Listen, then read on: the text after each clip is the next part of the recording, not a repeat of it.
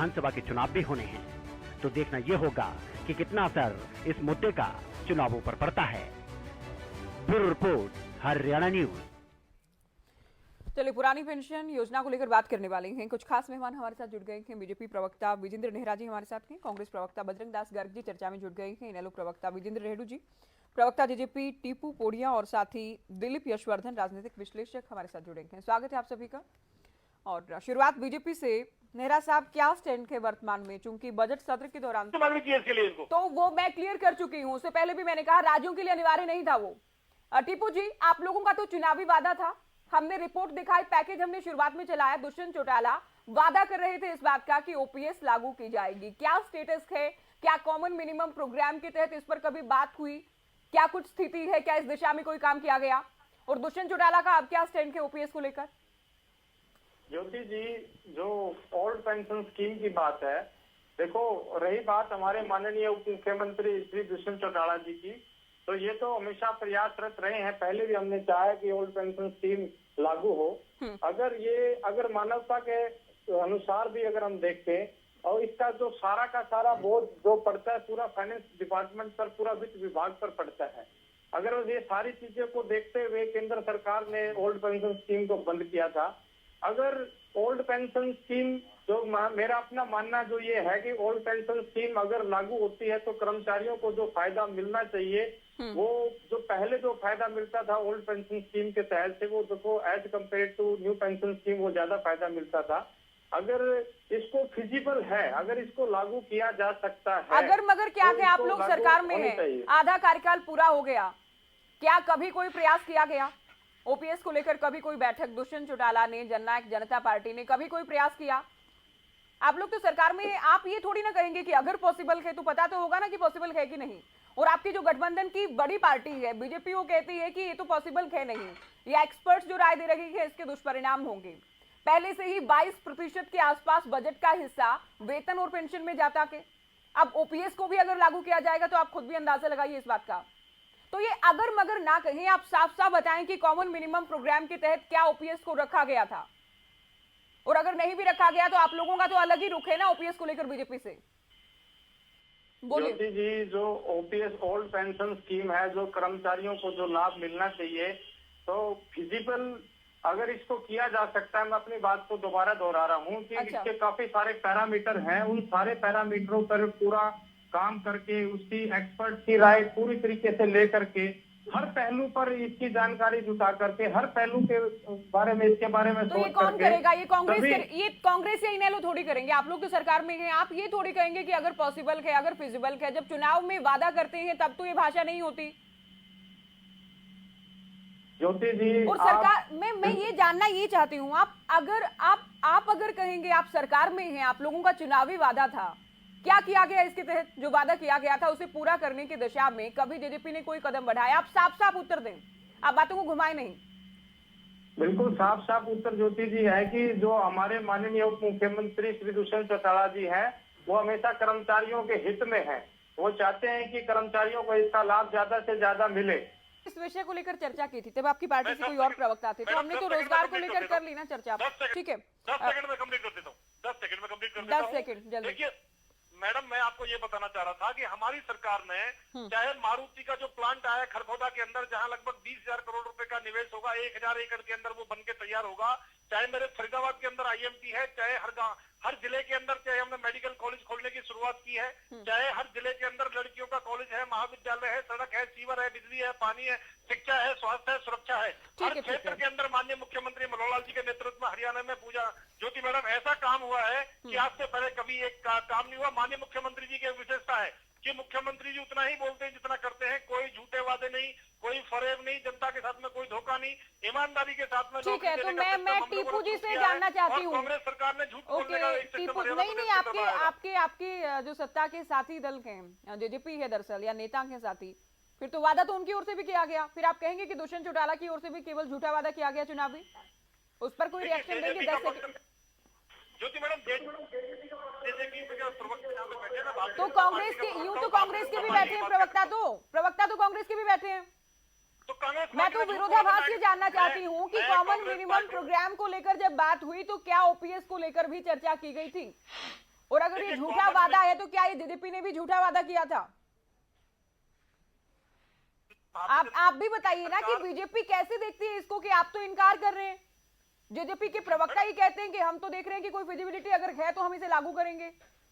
देखिए जेजेपी का पक्ष रखने के लिए प्रवक्ता नहीं, आप देखिए, आप घुमाइए नहीं बात को। आप बीजेपी कैसे देख रही है जेजेपी के स्टैंड को? ये तो कॉन्ट्राडिक्टरी है ना अपने आप में।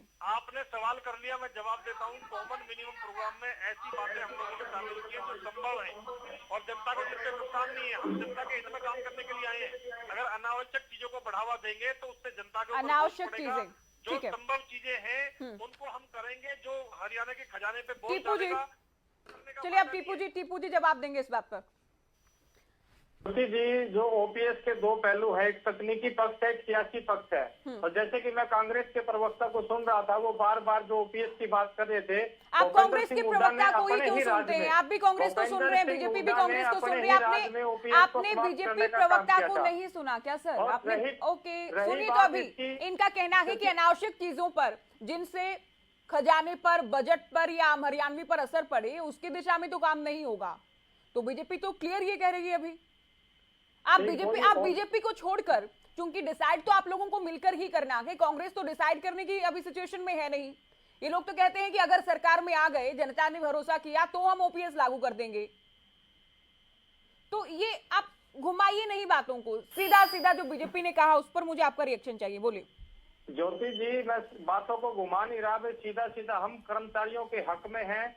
ये बात मैं आपको कह चुका हूं कि हम दुष्यंत चौटाला जी कर्मचारियों के हक में है। तो एनपीएस, बीजेपी एनपीएस के पक्ष में है। मैं आपको मुझे पता है कि मैं आपको बीच में रोक रही हूँ, लेकिन जब बीजेपी ये कहती है कि हम भी तो हरियाणवियों के या कर्मचारियों के पक्ष में हैं, तो आप लोग ओपीएस को लेकर पक्ष में हो गए, बीजेपी एनपीएस को लेकर पक्ष में हो गई।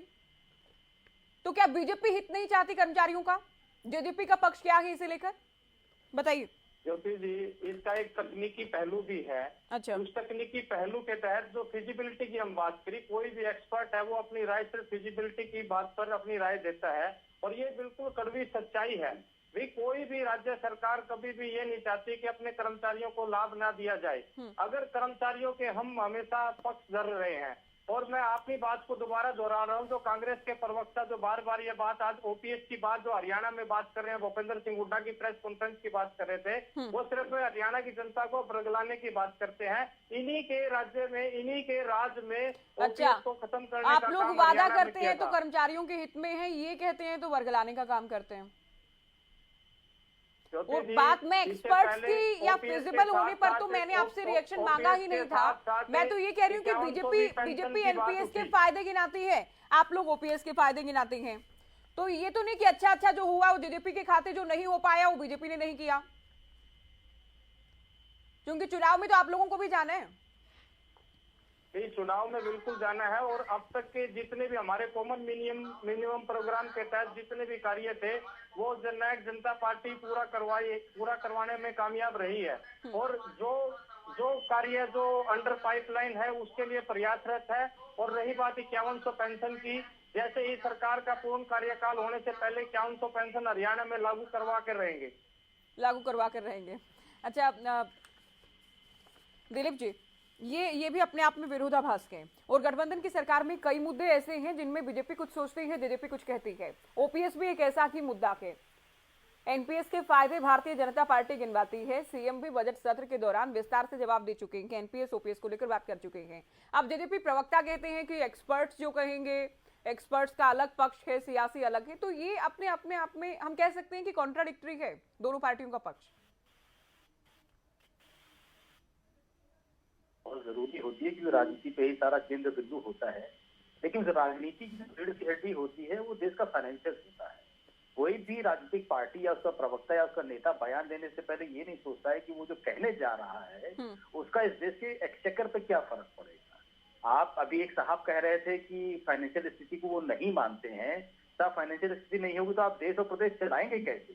आप किसी भी जनता को कोई भी बेनिफिट देने की बात करते हैं तो देते तो उसी बेनिफिट को, जो वित्तीय बेनिफिट है वही देने की तो बात करते हैं। अगर आपके जेब में पैसा ही नहीं होगा तो आप उसको सहायता कैसे देंगे? आप ओल्ड पेंशन लागू कर लीजिए, कैसे देंगे आप उसको? पैसा कहाँ से देंगे? आप जाहिर सी बात है कि आप सेंट्रल गवर्नमेंट से सब्सिडी मांगेंगे या कहीं से कर्जा लेंगे। तो प्रदेश के ऊपर कर्जा बढ़ा करके अल्टीमेटली आप प्रदेश की जनता पर ही तो बोझा बढ़ा रहे हैं, क्योंकि बिल्कुल। राजनीतिक पार्टियां आज सरकार बनाएंगी, कल बदल जाएंगी, और जब दूसरी पार्टी आएगी तो वो सारा का सारा ठीकरा पीछे वाली सरकार पे फोड़ देगी। तो ये जो ब्लेम गेम चलता है राजनीतिक पार्टियों के बीच में, इसका खामियाजा हमेशा जनता को भुगतना पड़ता है। और जो फ्री में बांटने की स्कीमें हैं, या जो कहीं और पैसा लगा करके कोई सब्सिडी देने की बात है, रिजर्वेशन के रूप में जो एजुकेशन में बहुत सारी फीस देकर के सब्सिडी देने की बात होती है, ये सारा का सारा अल्टीमेट जो बोझा आता है वो किसी राजनीतिक पार्टी के फंड पे नहीं आता है, किसी राजनेता की जेब पे नहीं आता है, ये सरकारी फंड पे आता है। और सरकारी फंड भरने वाला अल्टीमेटली इस देश का टैक्स पेयर ही है